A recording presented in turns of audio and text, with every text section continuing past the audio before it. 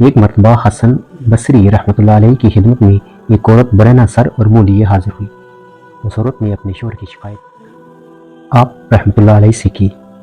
آپ رحمۃ اللہ علیہ نے اس عورت سے فرمایا کہ پہلے تم اپنا سر اور منہ ڈھانپ کر آؤ۔ اس عورت نے جواباً کہا کہ میں تو مخلوق کی محبت میں اس قدر سرشار ہوں کہ مجھے عزول نہ کرواتے تو میں اسی طرح بازار چلی جاتی، مگر مجھے اس پر بھی تعجب ہے کہ آپ رحمۃ اللہ علیہ خالق کی دوستی کا دعویٰ کرتے ہیں اور اس کی محبت میں سرشار ہیں، پھر آپ رحمۃ اللہ علیہ نے مجھے کس طرح ننگے سر اور منہ دیکھ لیا۔ ایک مرتبہ کسی شخص کا گھوڑا چوری ہو گیا اور وہ شخص انتہائی غریب تھا۔ اس نے حضرت حسن بصری رحمۃ اللہ علیہ کی خدمت میں حاضر ہو کر اپنا مدعا بیان کیا۔ آپ رحمۃ اللہ علیہ نے اس سے گھوڑے کی قیمت دریافت کی تو اس نے گھوڑے کی قیمت 400 دینار بتائی۔ آپ رحمۃ اللہ علیہ نے اسے 400 دینار دے دی۔ اس رات اس شخص نے خواب میں دیکھا کہ اس کا گھوڑا جنت میں دوسرے کئی گھوڑوں کے ہمراہ چراگاہ میں چل رہا ہے۔ اس نے دریافت کیا کہ یہ گھوڑے کس کے ہیں؟ اسے جواب ملا کہ یہ گھوڑے پہلے تیری ملکیت تھے، اب یہ حضرت حسن بصری رحمۃ اللہ علیہ کی ملکیت ہے۔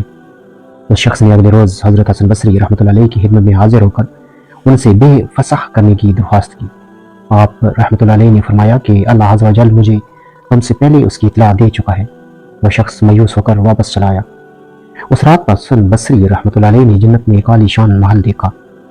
آپ رحمۃ اللہ علیہ نے دریافت کیا کہ یہ کس کا محل ہے؟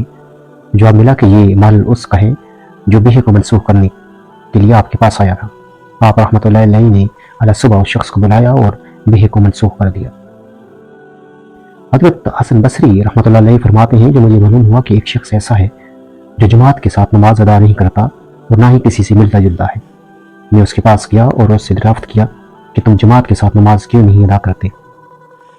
اس نے مجھ سے کہا کہ مجھے اس بات سے معاف رکھیے، میں مشغول ہوں اور مجھے ذرا بھر بھی فرصت نہیں ہے۔ میں نے دریافت کیا کہ تم کس کام میں مشغول ہو؟ اس نے کہا کہ میری کوئی سانس ایسی نہیں جس کی نعمت مجھ تک نہ پہنچی ہو اور مجھ سے گناہ سرزد ہوتا ہے، اس لیے میں نعمت کے شکر اور گناہ کے عذر میں مصروف رہتا ہوں۔